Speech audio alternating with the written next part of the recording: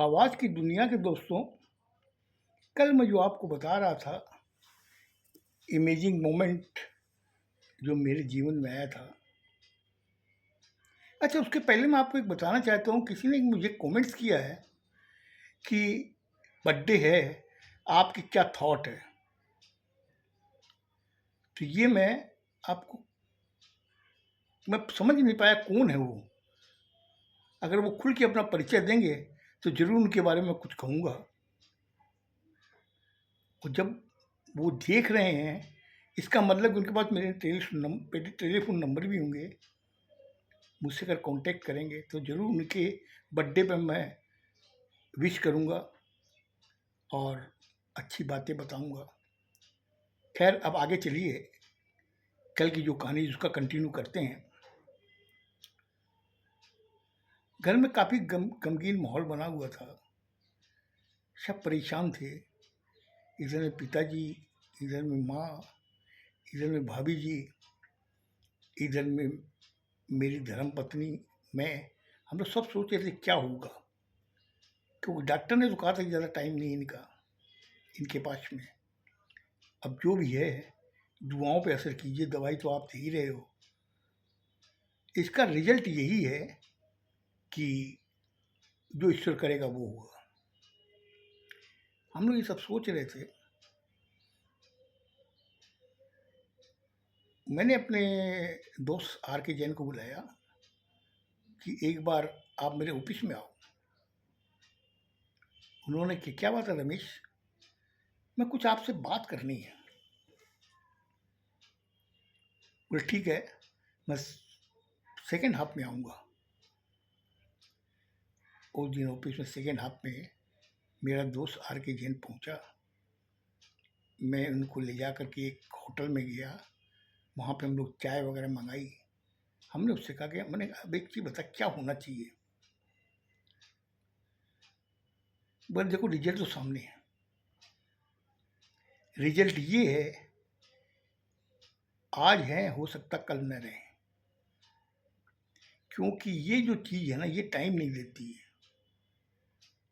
जितना हो सके दुआ करो। हो सकता दुआ कोई असर हो जाए।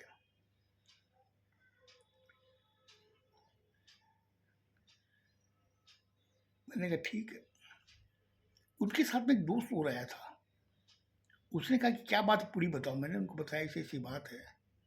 उन्होंने कहा एक काम कीजिए, कि ऐसा एक पेशेंट था, उसको एक जने ने कहा था कि इनको नारियल पानी पिलाओ, और उससे बोला कि इनका कैंसर दूर हो गया था। अब रमेश को तो डूबते को तिनके का सहारा। उसने कहा क्यों डॉक्टर साहब, करूं क्या? बोले लास्ट ट्राई ये करके देख लो। मैं घर में आया, आके मैंने, हमारे नीचे फल वाला था, उससे मैंने कहा कि एक बुरा मुझे नारियल चाहिए। और जो पके हुए नारियल आते हैं ना, जिसके अंदर गिरी निकलती है, तो वो तोड़ तोड़ के मैंने कम से कम नारियल, सुबह दोपहर में जब उनको प्यास लगे, नारियल का पानी पिला रहे थे। पूरा एक बूरा नारियल पानी पिला दिया गया। और मेरा जो फैमिली डॉक्टर था, या समझ लीजिए कि मेरा जो दोस्त जो आर के जैन, वो मुझे कहा कि आज शाम को मैं आऊँगा तेरे भाई को देखने के लिए। तो मैं गया, वो आया। बोला और कैसे हैं आप? उसको देख करके मेरे भाई को, कैसे हैं आप? तो हंस के बोले नहीं, ठीक हूँ। फिर बाद में उन्होंने मुझे कहा कि एक काम कर। मैंने कहा क्या? बोले इनके पास में सोता कौन है? हमने जिसको मौका मिलता सो जाता है। कभी बच्चे सो जाते हैं, कभी मैं सो जाता हूँ, कभी भाभी सो जाती है। बोला हर रात को तुम सोना। मैंने को क्या बात कर रहे हो आप? बोले देख रमेश, मैं तुम्हें जो बोल रहा हूँ वो कर। आज की रात तुम सोना। अगर रात को इनके कोई तरीके का पेन उठे तो मैं तुम्हें एक गोली दे रहा हूँ आर्बिटेट की, इनके जीभ के नीचे रख देना। और एक्चुअली क्या था कि जिस समय उनके दर्द वगैरह आता था ना, हम लोग सहन नहीं कर पाते थे। और जो किसके आ रहा वो तो सहन करता ही था, लेकिन हम लोगों को बर्दाश्त नहीं होता था, इतना उनके दर्द होता था। तो उसने कहा कि ये आर्बिटेट की गोली दे देना, क्योंकि मुझे लगता है ये रात नहीं निकाल पाएंगे। जिस हिसाब से इनके सिम्टम नजर आ रहे हैं, हमने कहा भी तो आप सांस के बात कर रहे थे। बोले जब दिया बुझता है ना तो ज़्यादा लो देता है, वही चीज़ मैंने मार्क की है। बात तुम सुना। मैंने कहा ठीक है। मैंने किसी को बताया नहीं, सब बातें हैं। और मैंने कहा कि आज मैं सोऊंगा भाई साहब के पास में। रात को वही 1-1:30 बजे करीब उनके दर्द उठा, तो मैं तो बैठा हुआ था, मुझे नींद कहाँ आ रही थी। देखा दर्द उठा तो मैंने उनके जीभ के नीचे आर्बिटेट की गोली दे दी। कुछ देर तड़पते रहे, उसके बाद के अंदर थोड़ा सा सो गए। मुझे हल्की सी नींद आ गई। सुबह 5:30 बजे भाभी जी आई मेरे पास में। बोले कैसे हैं? हम ना सो रहे हैं अभी तो। वो आके कपड़े वगैरह देख रही थी ऊपर नीचे, तो उन्होंने कहा कि मुझे लगता है इन्होंने बाथरूम कर लिया है। तो मैंने बाथरूम कर लिया, कोई बात नहीं है, आप कपड़े बदल दो मेरे सामने, क्या है तो कोई सूझा नहीं है। बोले नहीं नहीं नहीं, आप बाहर जाइए, मैं कपड़े बदलती हूँ। मैं उस कमरे से पिताजी के कमरे के पास आया, तब तक जोर से आवाज आई, भाभी कह दिखी दिखी क्या कर रहे हैं, क्या कर रहे हैं। कि मुझे तो डर था ही। मैं भाग भाग के, हमने क्या बात है, क्या बात है। देखा वो एकदम ऊंचे वाले सांस ले रहे थे। वो जब मैंने देखा तो तकिए पे उनका सर था, मैंने उठा के अपनी जांघों पे रख लिया। जांघों पर रखते ही उनकी गर्दन लुढ़क गई। लुढ़कने के बाद के अंदर मैंने वापस उनके तकिए पर उनका सर रखा। तब तक आर के जैन पहुंच गया था। उसने कहा क्या हुआ, क्या हुआ? हमने डॉक्टर साहब देखो ना यार, ये कुछ बोली नहीं है, इनकी तो गर्दन लटक गई। उन्होंने देखा, देख के कहा कि कुछ नहीं है इनके अंदर, ये परलोक चले गए। इतना कहना था, मैं दूसरे कमरे में आया, बरंडे में आके खड़ा हुआ। डॉक्टर जैन ने मुझे कहा कि देख रमेश, अच्छा हुआ कि तुमने क्या दर्द उठा था? हमने कहा रात को दर्द उठा था। तुमने आर्बिटेट की गोली दी थी? हमने कहा दी थी। बोला अगर आर्बिटेट की तुम अगर गोली नहीं देते तो ये शख्स है ना कोमा में चला जाता। वो कोमा में जाने का मतलब 2 महीने भी निकाल सकता था और 2 साल भी निकाल सकता था, और कुछ हो न हो तुमको ही सड़क पे ला देता, क्योंकि इनकी खाली बॉडी रहती, सेंस वगैरह कुछ नहीं रहता।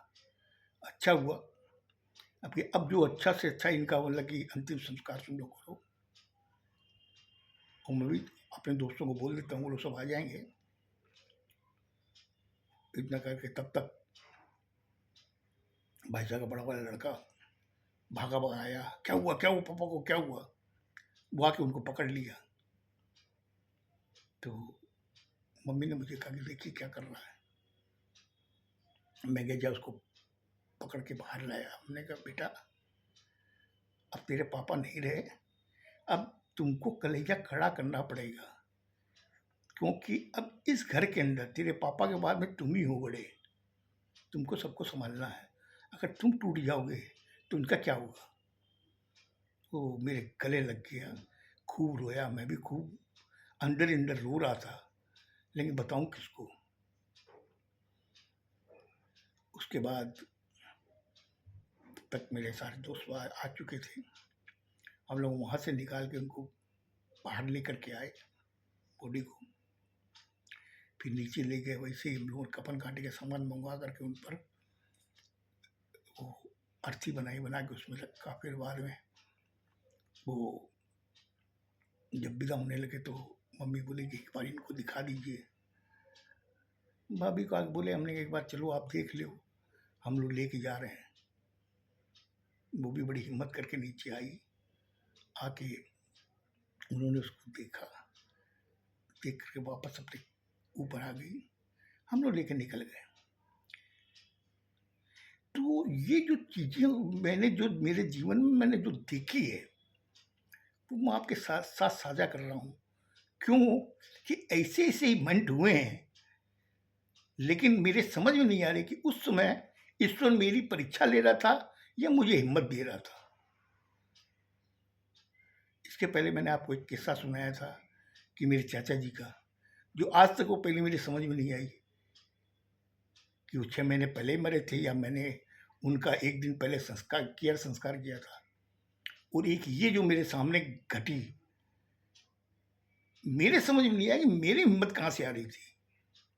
खैर, पैसे लगे, पैसे तो आदमी इंसान कमा लेता है, लेकिन इंसान गया वो वापस नहीं आता है।